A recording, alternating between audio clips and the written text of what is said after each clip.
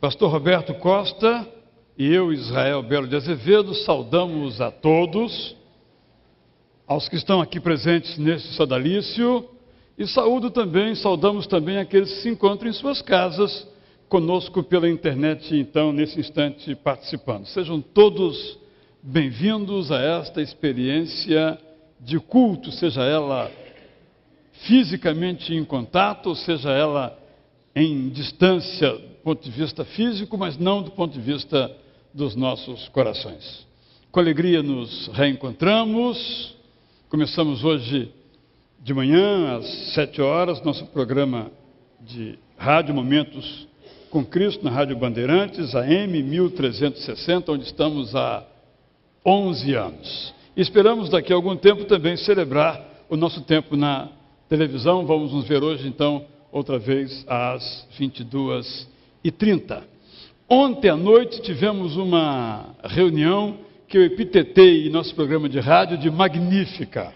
Até o nosso irmão Renato Cisi me recordou, porque nós participamos da inauguração do novo templo de nossa missão em São Gonçalo. E os irmãos fizeram realmente de um limão uma deliciosa limonada. Um terreno. Vou chamar o Vitor para falar sobre esse assunto. Peça o microfone aí, pastor Roberto, por favor. E o Vitor, que esteve lá, inclusive regeu lá as 2 primeiras músicas, já esteve lá, ele vai falar.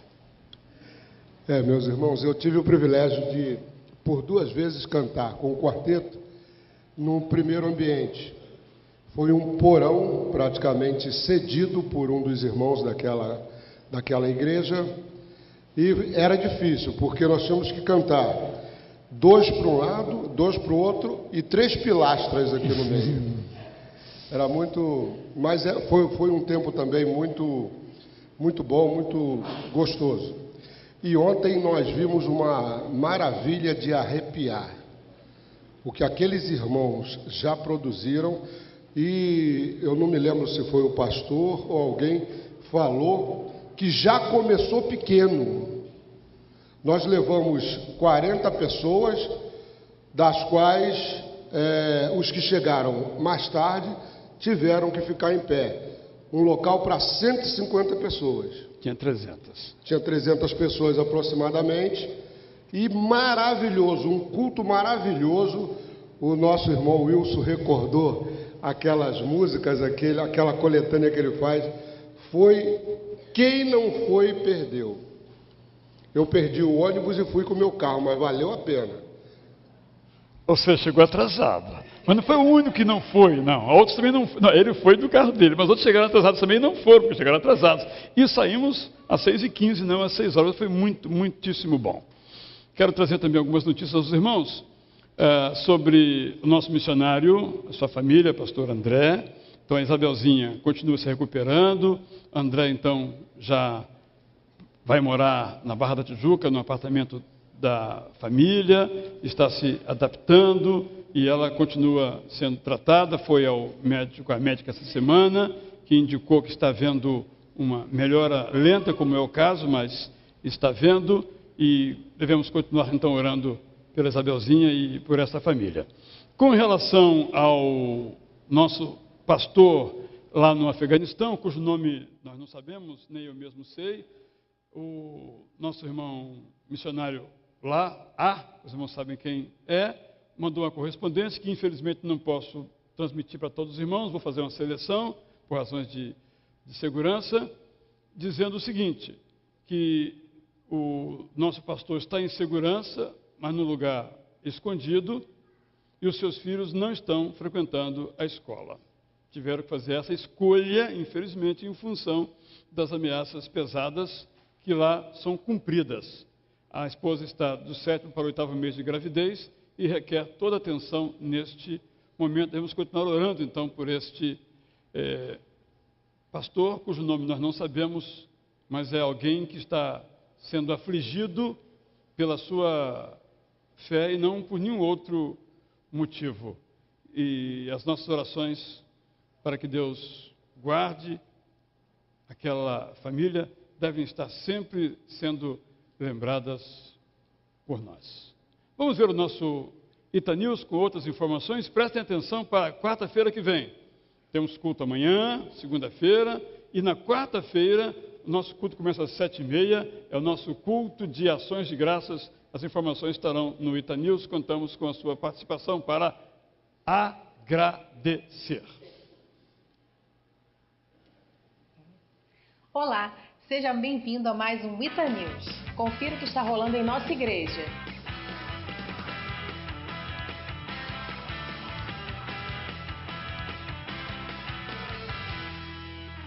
Atenção, mulheres cristãs em ação.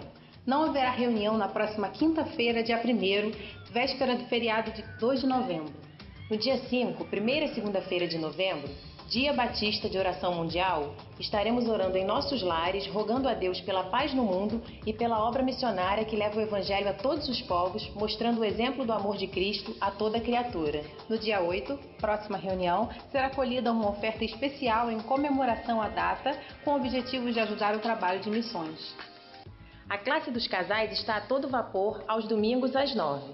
E no domingo passado começou uma classe para jovens casados com até 5 anos de casados, com o casal Richard e Adalgisa Vasques, às 11, no edifício Love do Colégio Batista.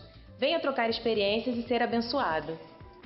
No dia 8 de novembro, das 19 às 21 horas, acontece mais um sarau cultural Alma Tijucana, com o tema Pintando a Poesia com Música. Não deixe de participar, tem sido momentos muito agradáveis. Convide um amigo e venha desfrutar conosco de poesia, música e cultura. Mais informações com Margarete Borges. Nos dias 1 a 4 de novembro acontece o Interjovem, intercâmbio entre os jovens de Itacuruçá, Igreja Batista do Meier e PIB da Vila da Penha. Se você é jovem, não deixe de participar. Mais informações e inscrições com Samila ou Pastor Samir. No próximo dia 31 de outubro, quarta-feira, dia da Reforma Protestante, teremos aqui em nossa igreja o culto de ação de graças. E após o culto, teremos uma confraternização para a qual será cobrado o valor simbólico de R$5. Adquira seu convite de recepção e venha estar conosco. Não perca essa oportunidade de agradecer a Deus por tudo que Ele nos tem concedido. O Enem está chegando e se você tem dúvidas de como se preparar, confira as dicas do nosso querido Daniel Schubert, estudante número 1 da UERJ. Sempre que a gente fala de vestibular, né, muita gente acha que você tem que estudar pra caramba, virar a noite estudando. Eu nunca achei que tem que ser assim, entendeu? Eu achei que o conhecimento que a gente vai construindo ao longo da vida acadêmica mesmo, desde o ensino fundamental até o ensino médio, é tudo soma, né? Vai tudo somando. Então o terceiro ano como um todo, basicamente é só revisão, entendeu? Você revisar as matérias que você já viu no primeiro e no segundo ano. Agora na reta final, né, que está chegando o Enem, a gente basicamente faz exercício, estuda baseado em exercício, faz exercício, se não souber, vai, olha no livro a matéria e tal, depois volta. É isso. Pro Enem, a gente está privilegiando a redação aqui. Redação tem um peso assim absurdo, então basicamente estamos tentando pegar firme na redação mesmo. A gente vai pegando o tema, vai fazendo.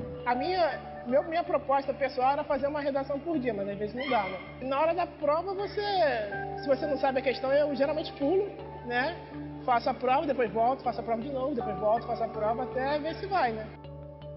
Se você tem alguma informação ou quer fazer parte de nossa equipe, mande um e-mail para itanews@itacuruca.org.br. Estamos esperando por você. O Itanews de hoje fica por aqui. Até a próxima. Tchau!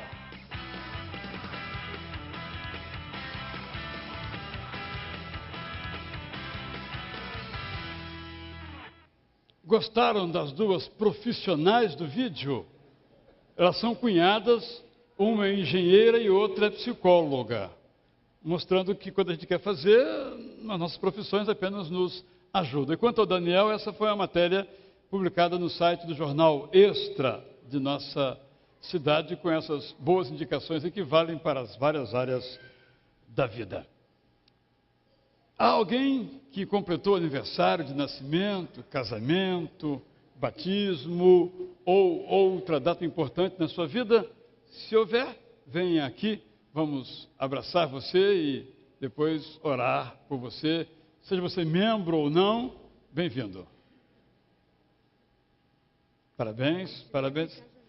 Nascimento e casamento. Quantos anos de casamento? 24. 24 anos de vida conjugal. Que maravilha. Aline é hoje, né? Hoje é seu aniversário. Mais alguém? Uma Leila Lídia também chegando aí.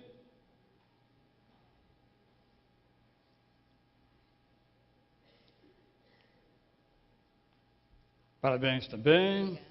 Muito obrigada. Vou chamar também aqui a Vivian e o Rodrigo, porque eles querem se tornar membros da nossa igreja.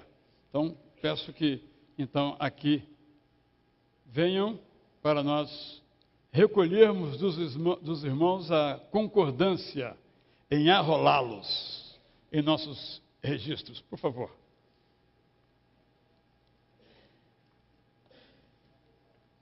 Vivian e Rodrigo são membros da Igreja Maranata, missionária Maranata, são aqui da família Maia. Fiquem em pé, os nossos irmãos aí, são bem-vindos, pode se assentar. Outros já estão aqui, né? Irmã, etc. E já conosco comungam há vários meses, né?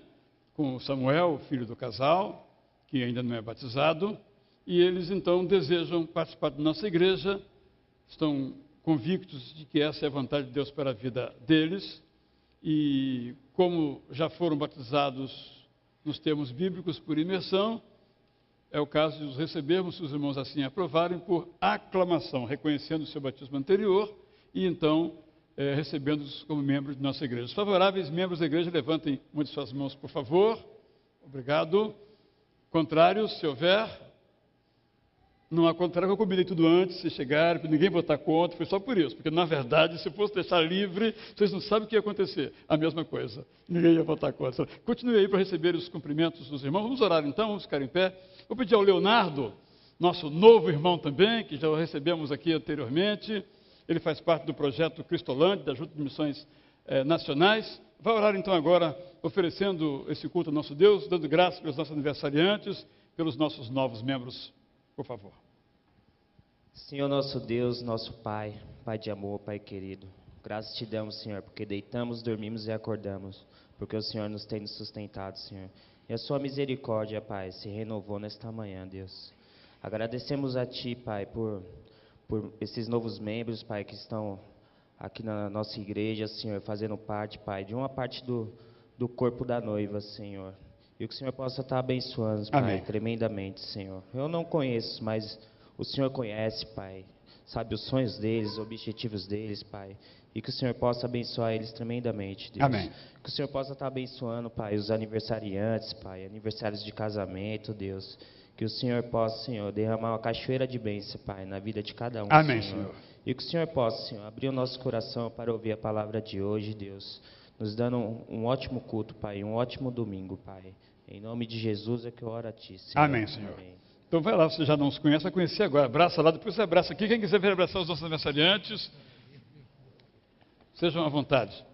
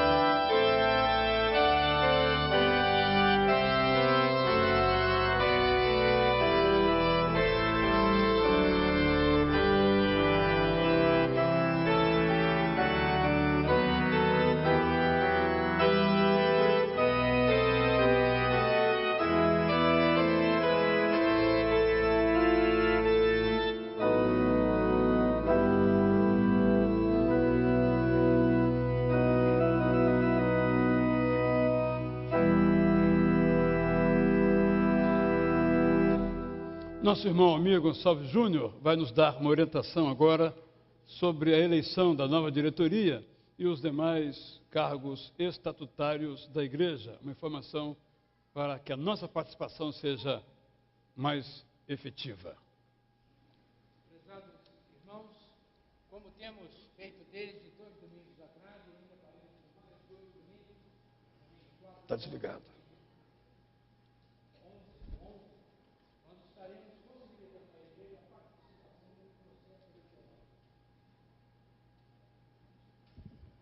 possibilitando à igreja a participação no processo eleitoral através das fichas de indicações. Eu pediria que projetasse a nossa mensagem. Há várias maneiras que podemos ajudar. Como já temos lido sempre, acrescentamos apenas uma frase. Acrescentamos apenas uma frase ali ao final. Estamos cumprindo o estatuto, o faremos ainda no domingo 4, no domingo 11. As fichas estarão sendo distribuídas nos cultos da igreja, 1, 2, 3 e 4, sendo que na galeria apenas nos cultos 2 e 4, porque nos cultos 1 e 3 ele fica fechado, a galeria, né? E nós teremos sempre este cuidado, somente distribuir a ficha aos irmãos que a solicitarem. A ficha é para aquele que tem interesse na participação no processo efetivamente. Ainda gostaríamos de dar esta palavra que se segue aí. Você pode colaborar de 3 maneiras. Primeira maneira, orando. Vai aparecer depois, eu falo na frente. Orando para que este processo caminhe da melhor maneira possível, com o Senhor nos conduzindo, nos dirigindo, dando-nos a mão, fazendo-nos conviver. Em segundo lugar, colaborando, ou seja, participando propriamente do processo, através da ficha de indicações. Aí nós mostramos a ficha de indicações que se segue.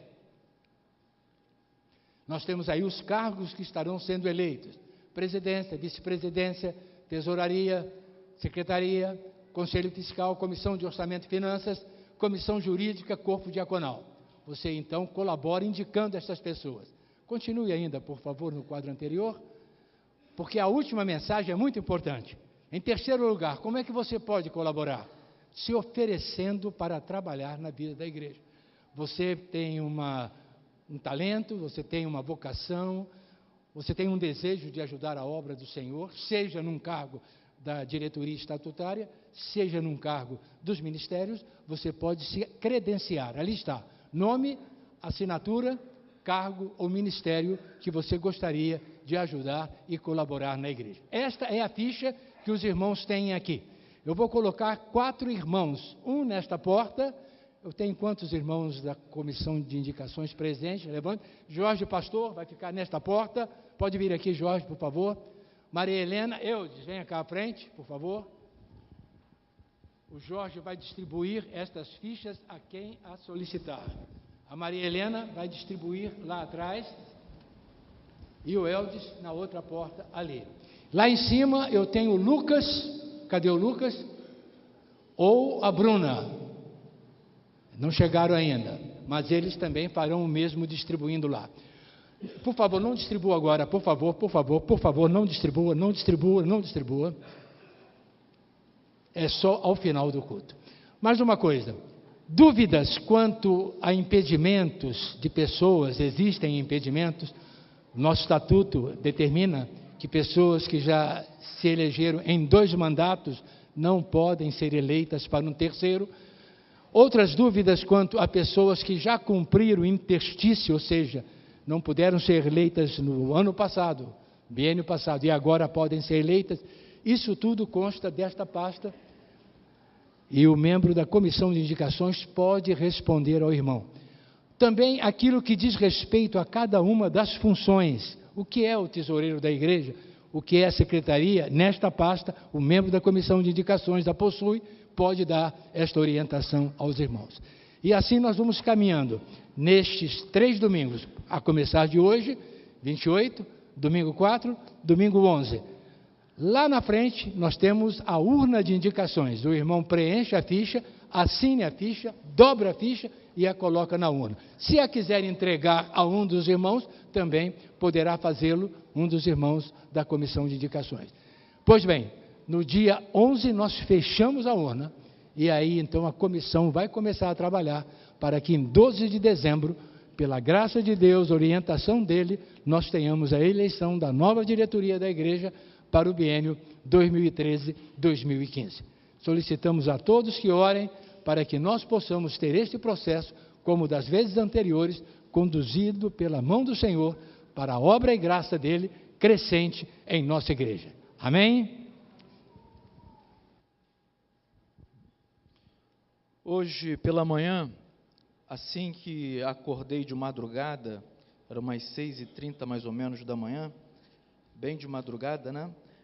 Eu olhei para a janela e vi aquele sol maravilhoso e algumas flores bonitas, como se estivessem ali louvando a Deus por aquele dia maravilhoso.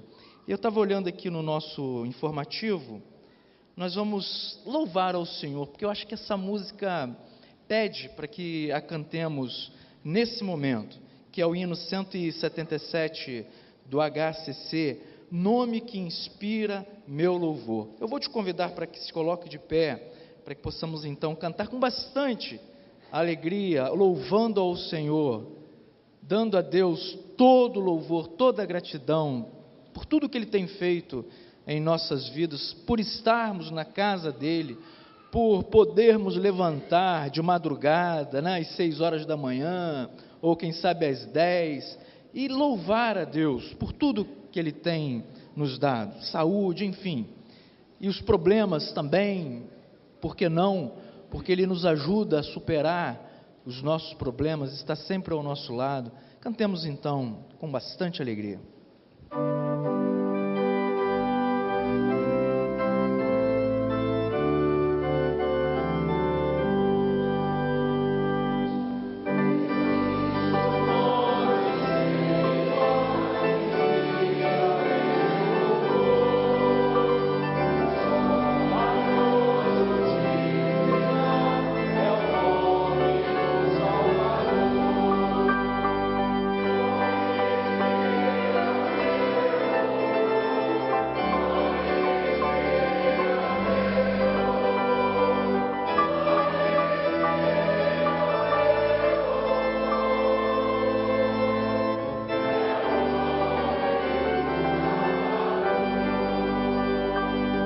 Os irmãos estão vendo o esforço que o Vitor está fazendo para levar a congregação? É porque nós estamos muito ligados na letra e não estamos vendo o braço do Vitor. Um pouquinho mais rápido, meus irmãos.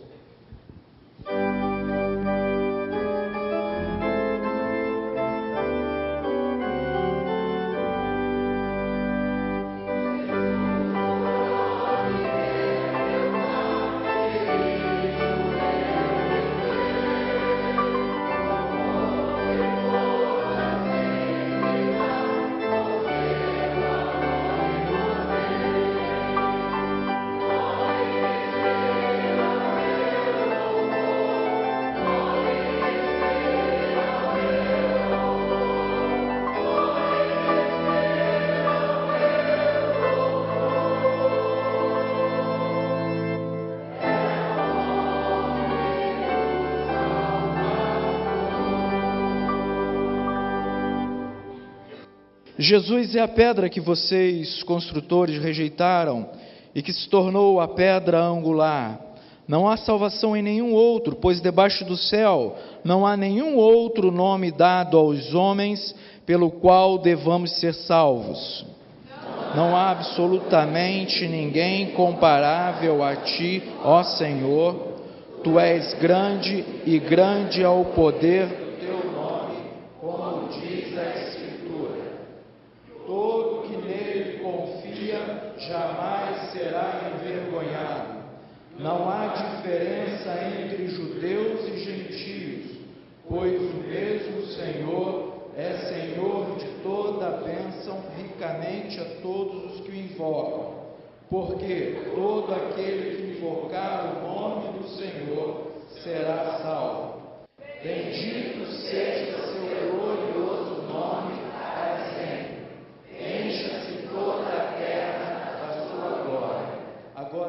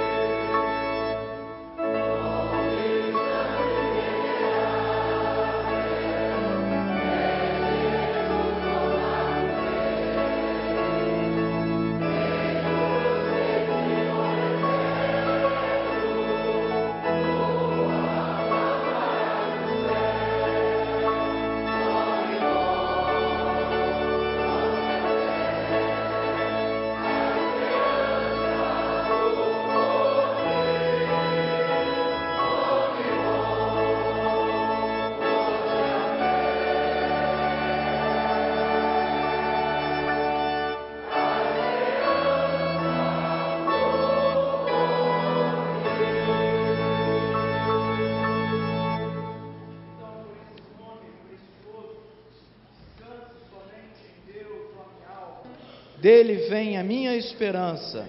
Somente Ele é a rocha que me salva, Ele é a minha torre alta, não serei abalado. Leamos todos juntos? Descanse somente em Deus, ó minha alma, dele vem a minha esperança. Somente Ele é a rocha que me salva, Ele é a minha torre alta, não serei abalado. Amém. A palavra de Deus declara em 2 Coríntios 5, capítulo 5, verso 17: pelo que, se alguém está em Cristo, nova criatura é, as coisas velhas já passaram e tudo se fez novo. Eu queria que você chegasse para o seu irmão agora e dissesse assim, profetizando para a sua vida: nós somos uma nova criatura em Cristo. Nós somos uma nova criatura em Cristo.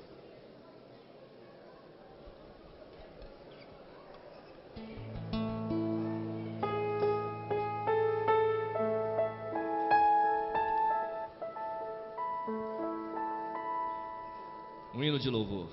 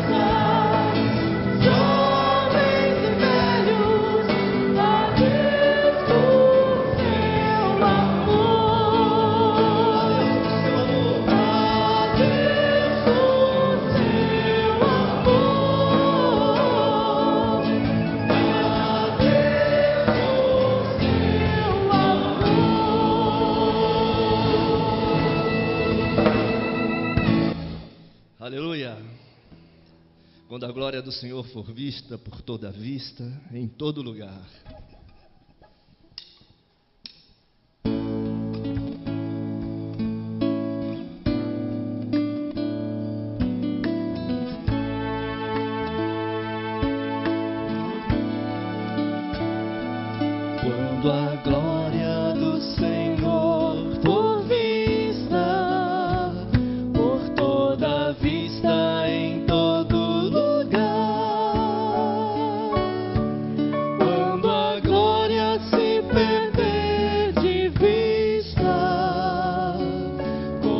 as águas cobrem todo o mar.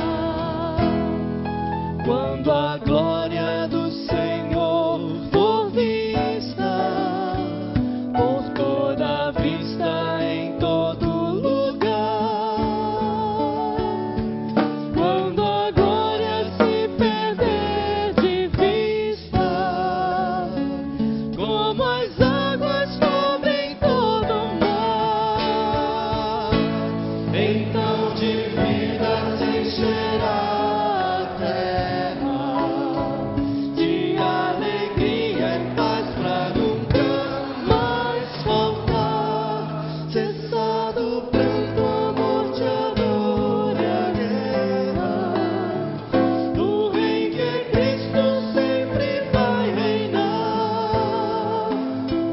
Cessado o pranto, a morte, a dor e a guerra, o Rei que é Cristo sempre vai reinar.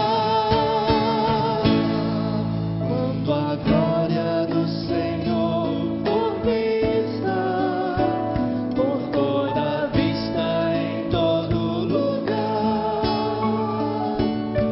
Quando a glória se perder de vista, como as águas cobrem todo o mar. Quando a glória do Senhor for vista por toda a vista em todo lugar. Quando a glória se perder de vista, como as águas cobrem todo o mar, então de vida se encherá a terra, de alegria e paz pra nunca mais faltar. Cessado o pranto, a morte, a dor e a guerra, o Rei que é Cristo sempre vai reinar. Cessado o pranto, a morte, a dor e a guerra, o Rei que é Cristo sempre vai reinar.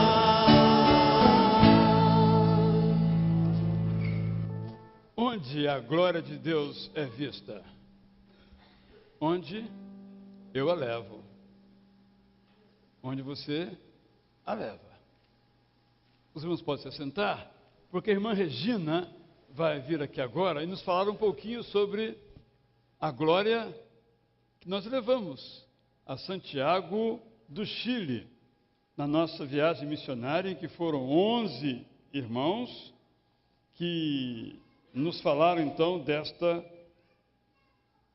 oportunidade de servir ali através do apoio que nós demos à Igreja Evangélica Bautista Restauração em Cristo. A graça e a paz para toda a igreja. Amém.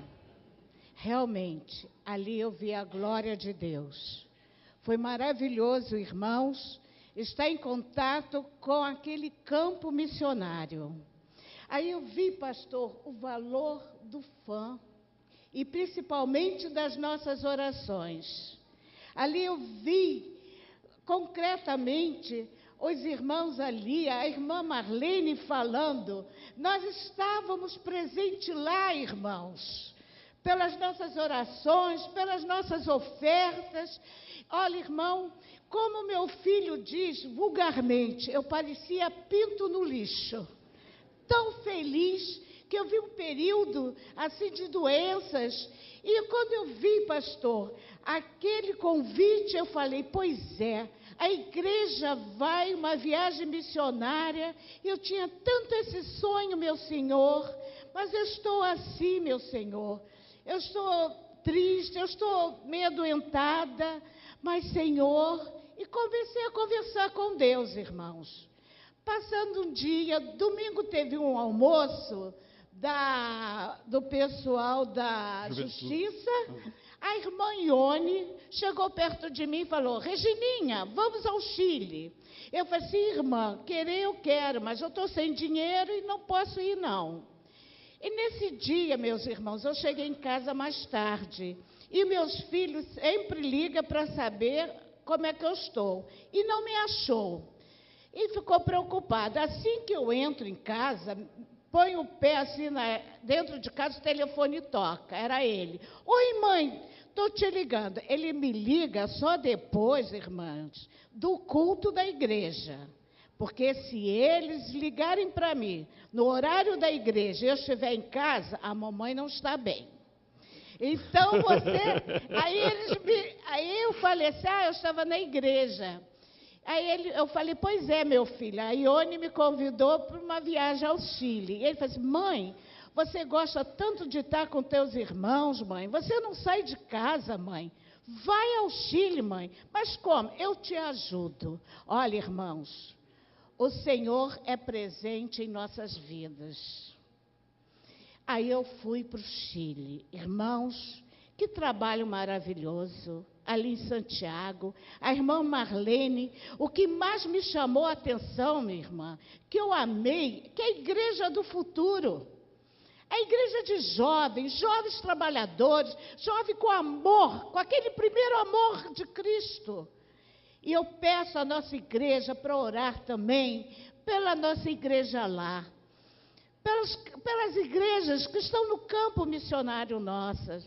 Porque, olha, irmã, a irmã Marlene não para. Parece um foguetinho para lá e para cá. Olha, nós tivemos também o Café Concert, que os jovens, olha, irmãos, de repente, ali nós estávamos numa escola. Até chegar ali, meu irmão, foi a mão de Deus, pastor. A irmã Marlene passou para aquela escola, estava precisando de um lugar para fazer o culto. Entrou na escola, falou com a Kari já tinha tido um sonho de Deus, e prontamente ela cedeu a sala. Olha, ela cedeu tudo, a escola toda, mas foi uma benção, irmãos. Olha, eu estou tão feliz, mas tão feliz, saber que o nome de Jesus, lá em Santiago, nós batistas estamos honrando, estamos espalhando essa glória de Deus para todos aqueles que não conhecem Jesus. Então, irmão, vamos orar pela irmã Marlene, que ela agora está com um problema, que ela vai ter que mudar, precisa das nossas orações. E que eu achei lindo, irmão, olha, irmão, manda um e-mail para o pastor Israel para pedir que a igreja toda ore por nós. E a nossa igreja lá de novo, irmãos. É uma bênção. Então, quando eu recebo aqueles e-mails, pastor, eu oro para os irmãos todos. Agora, lá em casa eu oro mais, né? Porque é o dia inteiro, de manhã, de tarde, tem um tempo, graças a Deus. Olha, irmão, se vocês tiverem essa oportunidade, vão até missões, vão ao campo, aí vocês vão ver como a nossa igreja está presente, como é utilizado o dinheiro do FAM e também, principalmente, as nossas orações. Eu agradeço a Deus muito essa oportunidade, viu, irmã? Mais uma vez, Deus me deu essa bênção de ir ao campo. Eu tenho muito mais que agradecer, irmãos. Eu aprendi, eu tive vida, sabe? Vida, alegria. Ninguém do grupo aguentava comigo. Isso eu vou falar em particular, tá? Não espalham não, tá? Mas ninguém do grupo aguentava comigo, porque eu estava muito feliz. Que bom. O ano que vem tem a segunda viagem, o segundo aniversário, e a irmã que já está convidando você a participar também. Tá. Obrigada. Vamos então agora entregar nossos dízimos, nossas ofertas, assim com esse entusiasmo, vendo o que podemos fazer para entregar também nossas vidas, nossos talentos, para que a glória de Deus seja vista até perder de vista. Vamos contribuir, então, agora, com alegria.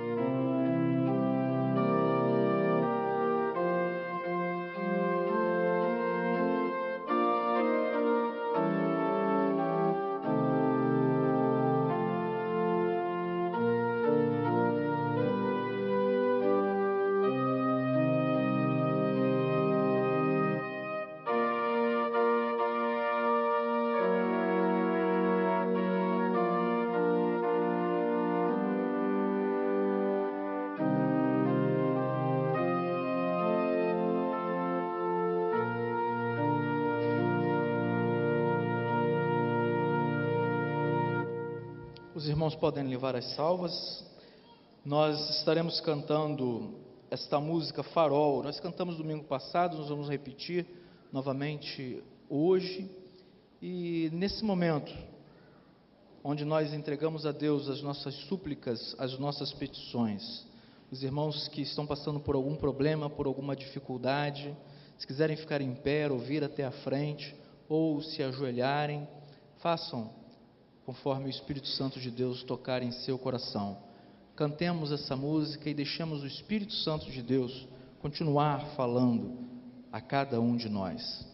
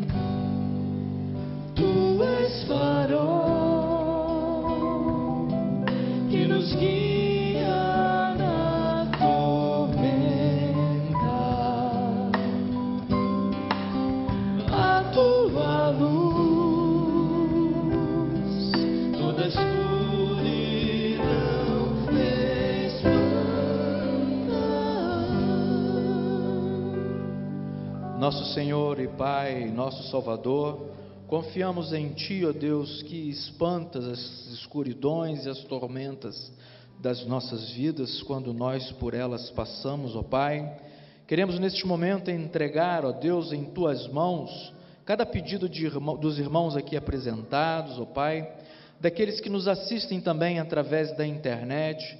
Deus, Tu conheces o coração de cada um de nós, e nós Te pedimos, ó Deus, para que Tu venhas, ó Deus, sondar os nossos corações. Ajuda-nos, Senhor Deus, a continuar a jornada da vida, sabendo, ó Pai, que o Teu Santo Espírito do nosso lado está. Muito obrigado, ó Deus, pelo Teu imenso amor. Muito obrigado, ó Deus, pelo Teu carinho, ó Pai, por cada um de nós. É a oração que nós fazemos, ó Deus, em nome do Senhor Jesus. Amém. Amém. Os irmãos, por favor, podem se sentar.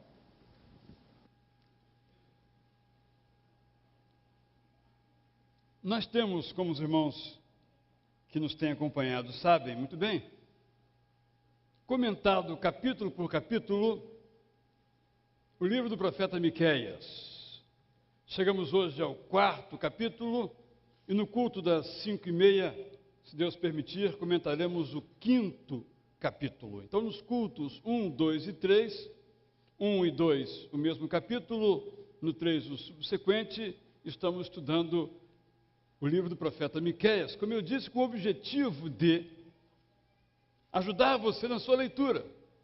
Quando então você for ler esse profeta de novo, se já o leu ou pela primeira vez, possa o texto fazer mais sentido para você, possa a nossa participação nessa mensagem servir como uma espécie de lente que aproxima o texto.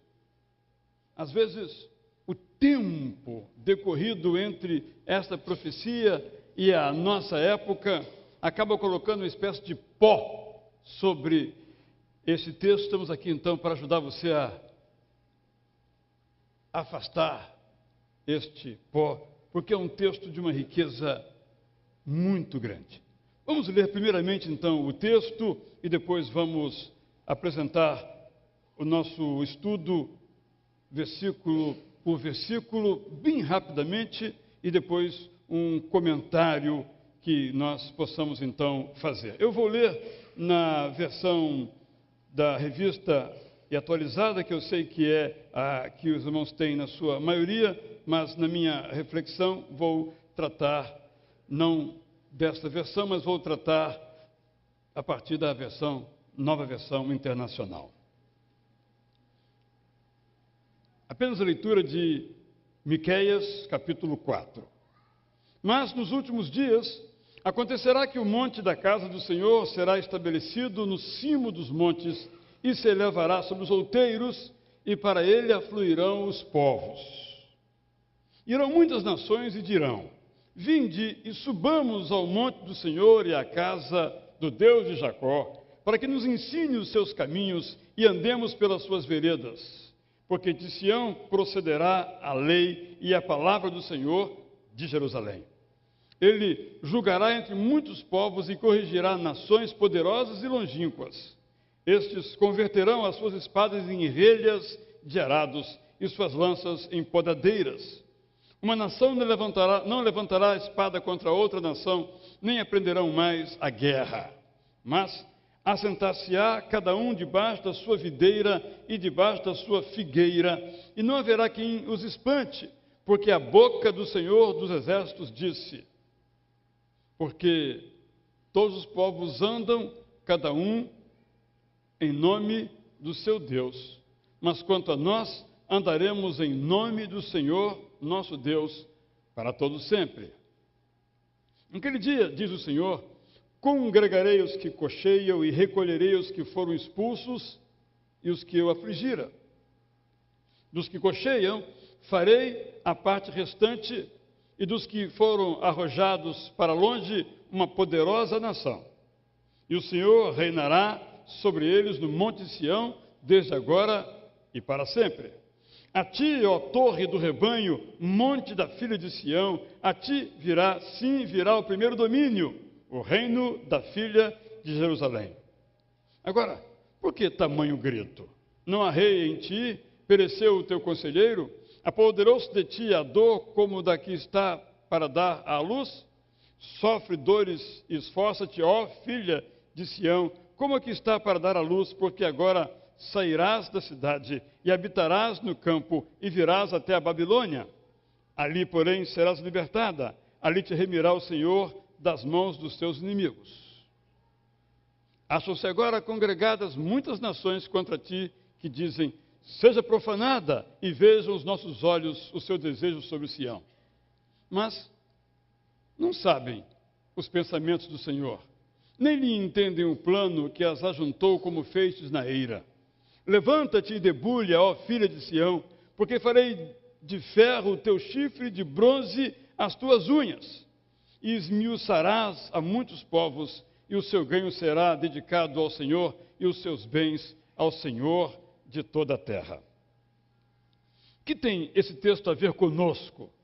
Aparentemente, trata ele de situações tão distantes que não podemos auferir para nós, trazer para nós qualquer lição. Mas quando lemos detidamente o texto, como faremos agora, nós percebemos a grandeza, a riqueza desse texto. Comecemos então pelo verso 1. Nos últimos dias. Fala que o profeta então dos tempos finais da história, que nós cristãos sabemos que é o tempo da volta de Jesus. Acontecerá que o monte do templo, ou a casa do Senhor, monte onde está a cidade de Jerusalém, monte onde está o templo de Jerusalém, aqui ainda em pé, ao tempo de Miqueias, que proferiu esse sermão no ano 701 antes de Cristo, portanto, há 2 milênios e 8 séculos. Esse monte será estabelecido como principal entre os montes e se elevará acima das colinas. Em meio às dificuldades que vislumbrava, Miqueias não se perturbava diante delas, por causa da visão gloriosa que tinha de Deus. Todas as vezes em que nós contemplamos a majestade de Deus, os grandes problemas que nós temos viram montículos. Não por nossa causa, mas por causa da glória de Deus. Desta visão que nós precisamos, e o profeta continua: e os povos a ele, isto é, a esse monte, acorrerão. Segundo os especialistas nas línguas semíticas, esse verbo aqui usado, acorrer, acorrerão, era o mesmo verbo usado comutativamente na Babilônia, quando as pessoas vinham para cultuar o deus Bel. Babilônia era o centro da terra até então. E as pessoas afluíam do mundo inteiro para adorar o seu poderoso deus Bel. O mesmo verbo o profeta Miqueias usa. Agora, as pessoas vão acorrer para contemplar o monte do Senhor. Isso já acontece hoje. Não em sua plenitude. Nesse monte onde foi construído o templo de Jerusalém, destruído, reconstruído, restaram apenas partes das muralhas. E estas muralhas ainda hoje são visitadas por pessoas do mundo inteiro. Talvez sejam um dos lugares mais visitados do mundo. Podemos dizer que, mesmo que indiretamente, a profecia se cumpre, conquanto parcialmente. Muitas nações virão dizendo: venham, subamos ao monte do Senhor, ao templo do Deus de Jacó. Deus de Jacó, que nós sabemos todos, é o Deus de Israel, o Deus do povo de Israel. Não que seja exclusivo do povo de Israel, mas foi através desta nação que Deus escolheu para, através dela e do seu testemunho positivo e negativo, Deus se revelar ao mundo e, através desse povo, nos enviar o seu Messias. Esse é o Deus de Jacó, o nosso Deus. Sim, chegará um tempo em que as nações vão reconhecer o senhorio de Deus, através de Jesus Cristo. Paulo disse isso: e todas as nações se ajoelharão e confessarão, Filipenses 2,11, que Jesus Cristo é o Senhor. É uma promessa, ainda promessa, mas que a história nos mostra que assim como aquelas se cumpriram, essa também vai se cumprir. Ele nos ensinará, aqui se referindo ao Deus de Jacó, o nosso Deus, Ele nos ensinará os seus caminhos para que andemos nas suas veredas. Pois a lei virá de Sião, a palavra do Senhor virá de Jerusalém. Essa promessa se cumpriu plenamente com Jesus em seu ministério, sobretudo na cruz. Na cruz, nós vimos a graça de Deus se derramando sobre a terra. E no ministério de Jesus nós vimos os seus ensinos sobre como nós devemos viver. Se eu quero aprender a viver, e nem me refiro aqui à dimensão religiosa, se eu quero aprender a viver, eu preciso ler os ensinos de Jesus Cristo. Verso 3, ele julgará entre muitos povos e resolverá contendas entre nações poderosas e distantes. Das suas espadas farão arados e das suas lanças foices.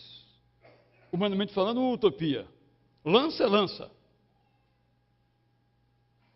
Mas Deus fará com que a lança sirva para arar a terra, para preparar a terra para o plantio. E aí vem uma grande utopia. Humanamente falando, nenhuma nação erguerá a espada contra outra e não aprenderão mais a arte da guerra. Só Deus realiza essa utopia. No plano pessoal, no plano familiar, no plano nacional, no plano internacional, não haverá paz feita por nós, mas a paz virá feita por Deus. E a paz vem ao meu coração, ao seu coração, ao nosso mundo, quando nós obedecemos à palavra de Deus. Nem sempre nós aprendemos a colocar em prática a obediência à palavra de Deus. E aí o poeta, profeta, coloca isso no cotidiano, diz ele. Todo homem poderá sentar-se debaixo da sua videira e debaixo da sua figueira. A parreira, com a sua uva, o seu suco, o seu vinho. A figueira, com o seu fruto, com o seu suco, eram fontes de alimento.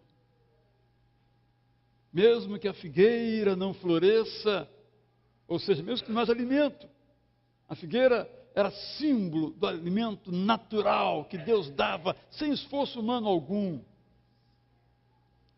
Mas também a videira e a figueira eram símbolos de um lugar de descanso, de repouso, onde alguém podia colocar a sua cadeira, ali se assentar e descansar. E símbolo de companheirismo, porque as pessoas vinham e se assentavam em volta da árvore, sob as suas sombras, ou ao longo da parreira, para ali experimentar então o descanso, o refrigério do sol inclemente fora desses arbustos. Haverá um dia em que as pessoas poderão de novo se assentar sob a videira, debaixo da sua figueira, sem que ninguém incomode. Uma utopia, sim. Algo que vem de Deus. Uma possibilidade que, pelo menos nos nossos corações, nós podemos realizar.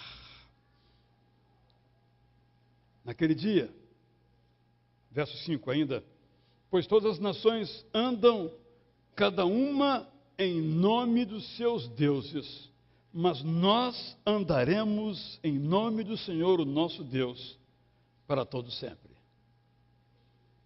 O texto é bastante claro. Eu vou voltar a ele, então, no final, porque não demanda, de fato, nenhuma explicação. Verso 6.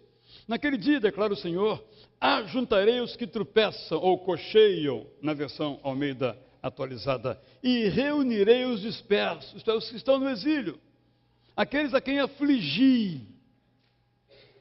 Deus nos aflige. Sempre temos que levar em conta a linguagem bíblica. Ora, sim, Deus afligiu o povo de Israel, porque Deus instruiu ao povo como devia viver. E disse: se vocês não viverem segundo os meus mandamentos, vão arcar com as consequências. Deus está dizendo: todo pecado tem consequências. E o povo, a si mesmo, adorou a Neustã, a deusa, a cobra de bronze que o povo fazia, escondidamente adorava nos porões das suas casas. Ou às vezes, mais desavergonhadamente, iam aos cultos de Baal, e às vezes sacrificavam suas crianças ao deus Moloque. E os profetas diziam: o castigo virá se continuarem neste caminho. E eles continuaram, e o castigo veio.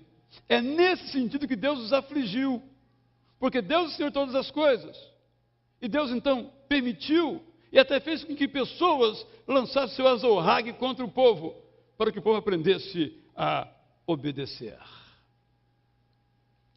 Farei dos que tropeçam um remanescente, ou seja, vai sobrar alguém. Farei dos dispersos, dos que estão no exílio, uma nação forte. Essa promessa se cumpriu. Foi feita em 701 a.C. E por volta de 440 ou 410, conforme a cronologia, Neemias voltou, reconstruiu os muros e o templo de Jerusalém. 300 anos depois, praticamente. Deus é aquele capaz de transformar grandes problemas em pequenos problemas e pequenos problemas em agradáveis soluções. Deus transforma o fraco em forte e transforma o forte em fraco. O Senhor reinará sobre eles no Monte Sião, a cidade de Jerusalém, daquele dia em diante para sempre. Verso 8. Quanto a você, ó torre do rebanho, ó fortaleza da cidade de Sião, Belém, que fica 8 quilômetros de Jerusalém, de onde se pode ver então a cidade de Jerusalém, na verdade é um conjunto harmonioso de colinas, não muito elevadas. Hoje, por exemplo, quem visita o Campo dos Pastores, pode ver lá embaixo, na planície, quase que no vale, as ovelhas, os carneiros pastando.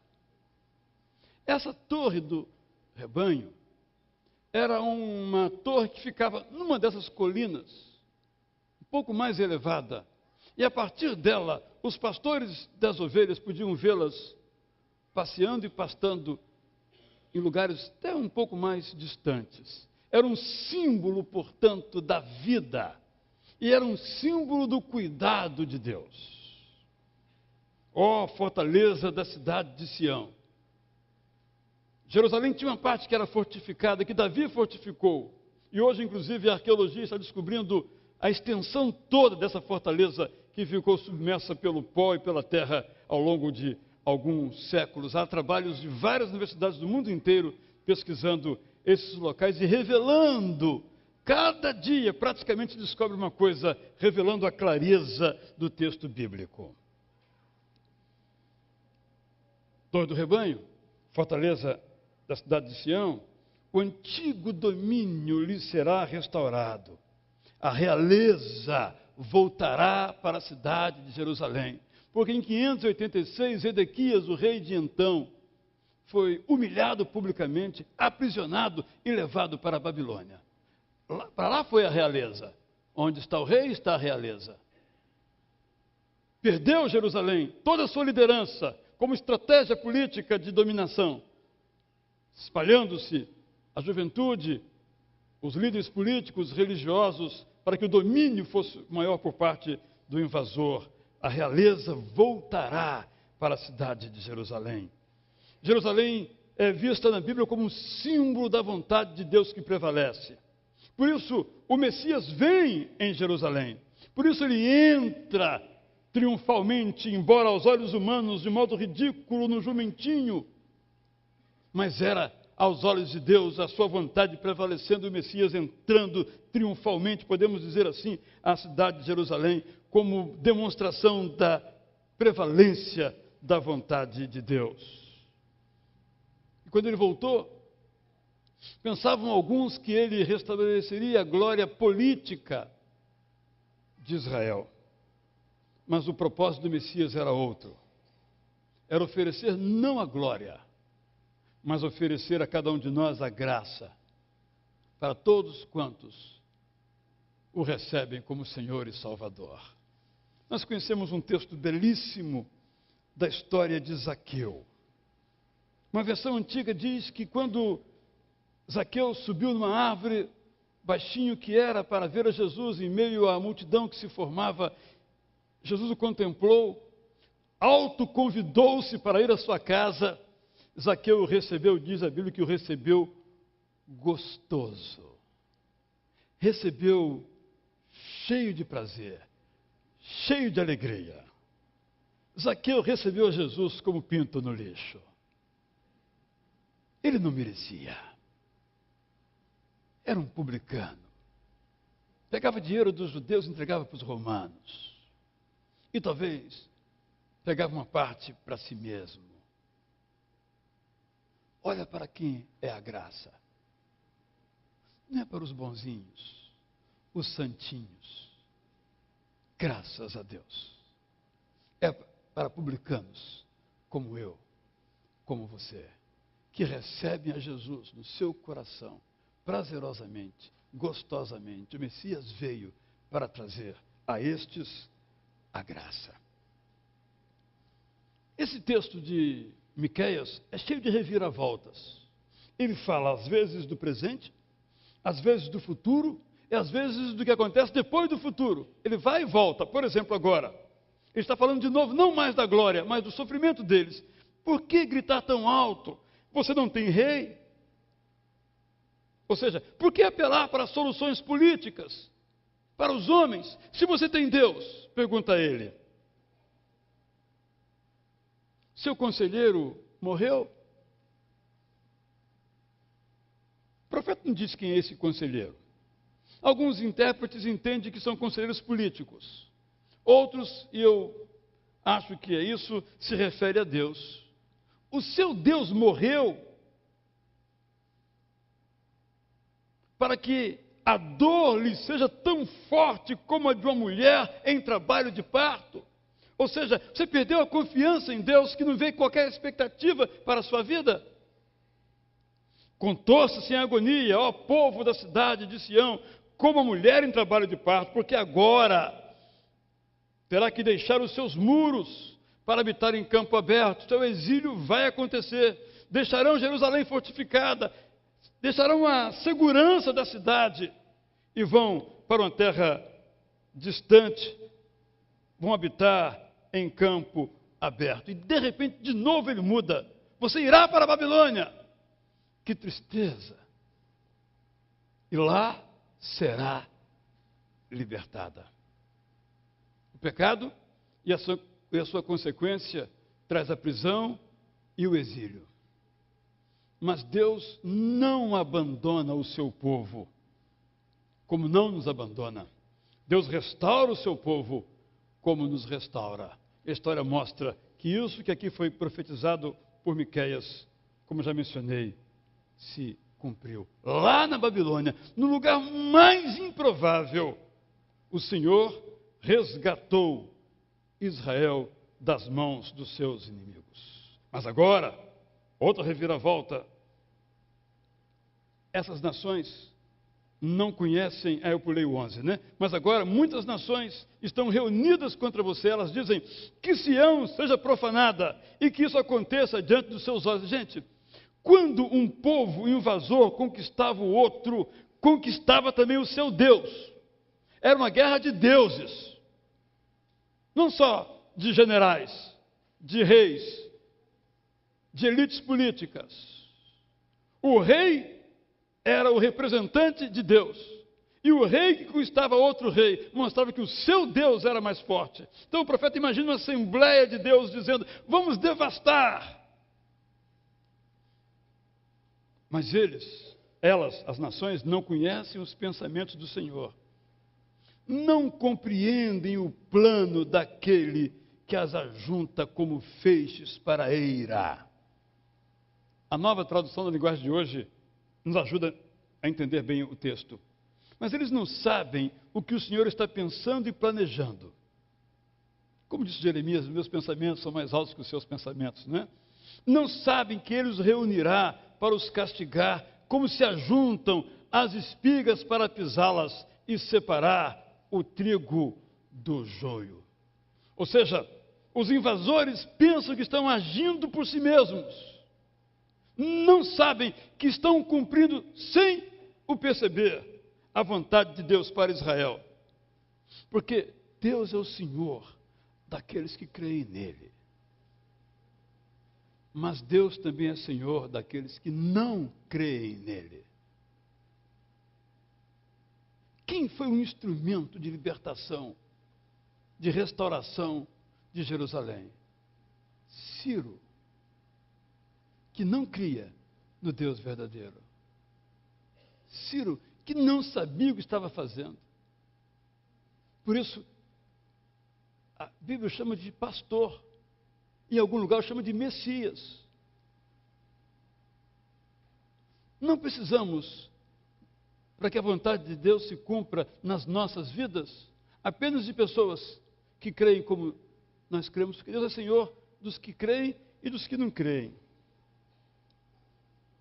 Verso 13. Levante-se e debulhe, isto é, esteja pronto para atacar, ó cidade de Sião. Pois eu darei a vocês chifres de ferro e cascos de bronze, isto é, darei força para despedaçar muitas nações. Outra reviravolta. Você consagrará ao Senhor, soberano de toda a terra, os ganhos ilícitos e a riqueza delas. Porque as nações levavam as riquezas da terra. Mais ou menos como fizeram os europeus no Brasil. Levaram daqui o ouro nas guerras que declararam contra os que aqui moravam. A história nós conhecemos e ela não é muito inspiradora. De igual modo, quando conquistavam Jerusalém, iam lá ao templo e levavam os utensílios, o que tinha de melhor. Lembram-se de Ezequias? Fez aquela presepada achando que era o tal, chamou os embaixadores de Merodach, disse: vem ver aqui o que eu tenho, a riqueza que eu tenho. Olharam tudo, anotaram, depois vieram e levaram tudo. E Ezequias pagou por esse pecado de autossuficiência, de arrogância, se achando todo poderoso, só porque Deus lhe deu 15 anos de vida e curou a sua enfermidade.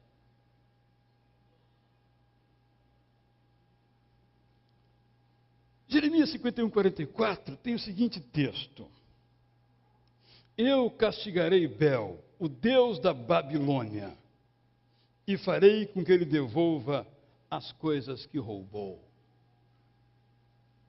Promessa que também se cumpriu. Eu quero tirar então, nos próximos 10 minutos, 3 lições, entre as muitas que eu fui mencionando rapidamente, desse capítulo 4 de Miqueias. A primeira é a confiança para viver. Tudo aquilo que Miqueias disse que ia acontecer, aconteceu. Se lermos as profecias numa perspectiva apenas política, veremos que algumas não aconteceram, porque Israel, como nação, não é o centro do mundo. Não sabemos se será um dia. No entanto, a história que nós já temos conhecimento, a história do presente, não a história do futuro, nela nós vimos que o exílio prometido se realizou, que a restauração imaginada como impossível também aconteceu. para mim, a lição mais poderosa desse capítulo 5, bem como de toda a profecia miqueiana, é esta: nós podemos confiar em Deus como nosso Senhor, mesmo que os nossos olhos não estejam vendo a solução que nós desejamos. Deus é o Deus da reviravolta. E esse texto é muito interessante, ele vai e volta, você tem que estar muito atento, que ele está falando do futuro, do passado, do presente. Como nossas vidas. Deus é o Deus da reviravolta, que não se acomoda aos padrões, às vezes tradicionais, rotineiros, de uma história miserável, mas nos coloca em momentos sempre novos, quando nós confiamos em Deus. Talvez você esteja vivendo situações para as quais não vê soluções, em qualquer campo da vida. Deus não só vê, como providencia a reviravolta que a sua vida precisa. É interessante, meus irmãos. Se olha para a minha história, isso é verdade. Se você olhar para a sua história, vai ver que isso é verdade. Por que não é verdade mais agora? Por que não será verdade amanhã? Uma queria campo missionário e não tinha dinheiro. Continua sem dinheiro, mas foi. Humanamente, não dava para ir, não tinha. E você, às vezes, queria comprar um imóvel e não tinha dinheiro, e comprou o imóvel. Continua sem o dinheiro, mas está com o imóvel. Não é verdade? Mas parece que só no passado, só no profeta Miqueias, ou nós, alguns anos, hoje não. Deus mudou? Deus morreu? Como pergunta o profeta, o teu conselheiro morreu? Segunda lição. Deus, verso 2b, nos ensinará os seus caminhos para que andemos nas suas veredas. Ora, como eu já falei aqui várias vezes, como é que a gente aprende? Estudando. Penso que o nosso problema, por vezes, é o seguinte: nós queremos aprender a palavra de Deus, mas sem ter que estudá-la. É como querer passar no concurso sem ter frequentado nenhum cursinho preparatório ou aberto nenhuma apostila. Senhor, ensina-nos a viver. Ele nos dá a sua palavra e nós não a lemos. Aprenderemos? Mais ainda, a palavra de Deus é vivencial. Não é para a gente aprender e ficar aqui, guardar versículos aqui. É para ele descer.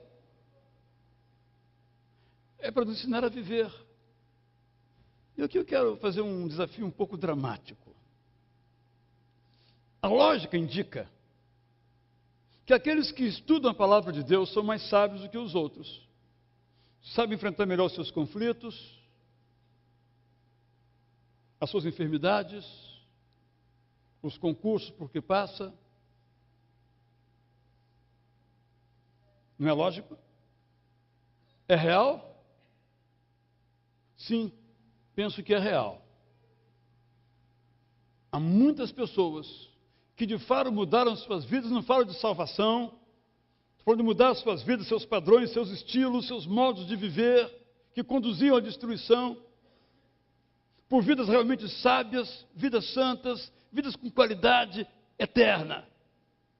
Mas há muitos cristãos que vêm aqui, cultuam ao Senhor, mas vivem do mesmo modo que aqueles que não cultuam ao Senhor. Nos seus negócios, os padrões são os mesmos que os outros, infelizmente. No modo de se relacionar um com o outro, em casa ou fora de casa, de gerir os seus conflitos, de projetar os seus sonhos, os seus programas de vida, como se a Bíblia não contivesse os ensinos de Deus sobre como é que nós vivemos. Eu espero que essa palavra mais enfática minha agora não se aplique a você. E que você a cada dia esteja de fato aprendendo a viver. Que aqueles que convivem com você quando podem falar de você, dizem: eu conheço uma pessoa que sabe viver, sabe enfrentar as pancadas da vida, porque as pancadas são certas, elas virão, justo ou injustamente, condição natural, as enfermidades, as frustrações, todos nós estamos sujeitos a elas. O que nos distingue não é tê-las ou não tê-las, temo-las. É como nós somos capacitados por Deus, por meio da sua palavra, para vivê-las, para enfrentá-las, para superá-las e para vencê-las. Como é que o culto tão bonito nos acompanha amanhã? Ou quem sabe ali no estacionamento, quando alguém para o carro atrás de você e atrapalha a sua vida, você reage como alguém que conhece a palavra de Deus ou como qualquer um lá perto do restaurante? Sempre tenho dito que fé é coisa prática, é objetiva. Não é algo subjetivo apenas, é algo objetivo nos meus relacionamentos. Se eu, como marido, me relaciono com a minha esposa igual a qualquer pessoa que não tenha Jesus Cristo, discurso. Meramente discurso. Vale nada isso. Como diz o apóstolo, desculpe o apóstolo aqui, como diz Tiago, é fé sem obras. Fé sem obras é morta. Morto não vive. Lógico, essa fé não existe. É fantasia. Por último, verso 5, texto extraordinário que poderíamos só nele ficar 2 horas. Todas as nações andam, cada uma em nome dos seus deuses. Sociologia das religiões. Ponto. Mas nós andaremos em nome do Senhor, o nosso Deus, para todo sempre. Em nome na Bíblia quer dizer no poder de, do mesmo modo que, na força de, nós vamos andar do mesmo modo que Deus anda, no poder dele, na força dele, para todo sempre. O caráter de Deus, ou seja, o modo como Deus é, há que ser o padrão para o nosso caráter. É claro que nunca teremos o caráter de Deus, que é sem pecado. O nosso caráter encontra o pecado e a graça. Mas quando aprendemos com a palavra de Deus, dia após dia, nós somos capacitados para viver pelo poder de Deus, não pelo seu poder, mas pelo poder de Deus. Aquilo que eu falo em nome de Deus. Aquilo que eu vivo em nome de Deus, não no meu nome. Porque senão o nosso Deus pode ser um Deus com letra minúscula, tal qual os deuses que a história mostra, a antropologia cultural revela. Aqui há algo mais profundo. Assim, não importam o que essas nações que seguem os seus deuses pensem ou façam. Nós pensaremos e faremos na força do poder de Deus. É fácil? Não. Mas Deus diz a Bíblia, essa ideia desse versículo nos capacita para viver no poder de Deus. A outra alternativa, diz Paulo, é viver na carne. Isto é reagir pelo meu temperamento, pelo meu instinto, pelo meu desejo, como todo mundo faz. Como já aqui mencionei, já ouvi pessoas dizerem assim: eu sou muito bonzinho, mas não pise no meu calo. Isso é qualquer, como diria Jesus, qualquer pagão. Não há nenhuma vantagem ser bonzinho quando ninguém pisa no seu calo. Qualquer pessoa faz isso, faz mais que sua obrigação. Agora, quando piso no meu calo, eu continuo amando. A Bíblia é prática. desafiadoramente prática. Por isso, o estilo de nossa adoração a Deus, neste lugar ou em outro lugar, deve ser o estilo da nossa vida, dia a dia. Não apenas no culto. Que esse texto, que você possa relê-lo, aumente em você a confiança para viver. Que esse texto instrua você para ter sabedoria para viver. Que esse texto enche o seu coração do desejo de viver pelo poder de Deus. Que você possa, em toda e qualquer circunstância, dizer: eu, naquilo que me cabe, eu, naquilo que eu preciso, eu, naquilo que eu sei, andarei em nome do Senhor. Deus assim nos abençoe com a canção que vamos entoar agora, que é também a oração que nós podemos fazer. Vamos ficar em pé e dizer que nós queremos estar mais perto da cruz de Cristo. E quando estamos mais perto dessa cruz, nós somos capacitados para viver. E estamos perto dessa cruz. Quando olhamos para Jesus, dizemos: Jesus, eu aceito o sacrifício que o Senhor fez em meu lugar, por mim, na cruz, como suficiente para me salvar. É nisso que eu creio e é em Ti que eu quero confiar. Vamos cantar então.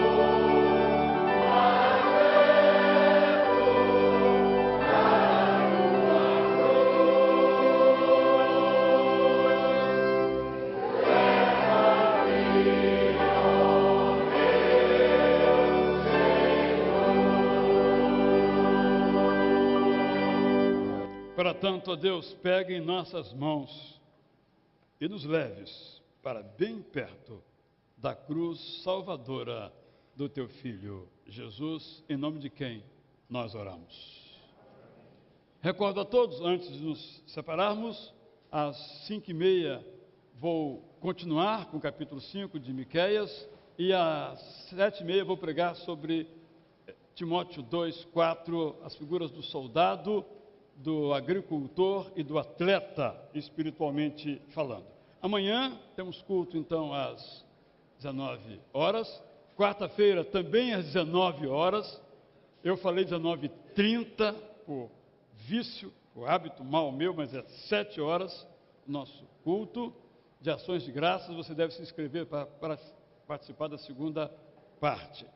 E temos outras atividades ao longo da semana, que você está informado aqui no nosso programa. E, de segunda a sexta, temos culto às 12 às 13 horas. Momentos de oração, reflexão mas sobretudo de oração. Você pode ter 10, 20 minutos, estando por aqui por perto, a igreja está aberta, o tempo está aberto para você cultuar a Deus. E, na terça-feira, nosso último aviso, começam os ensaios do musical das crianças, que vai ser apresentado no dia 16 de dezembro, Natal Brasileiro. Terça-feira agora, 19 horas. A primeira reunião é muito importante, porque os figurinos serão devidamente orientados como serão empregados. Então, se inscreva. Se você desejar receber as fichas para indicar ou ser indicado, à porta aí estão os nossos representantes da comissão de indicações. Até às 5h30 ou até às 7h30, a escolha é sua.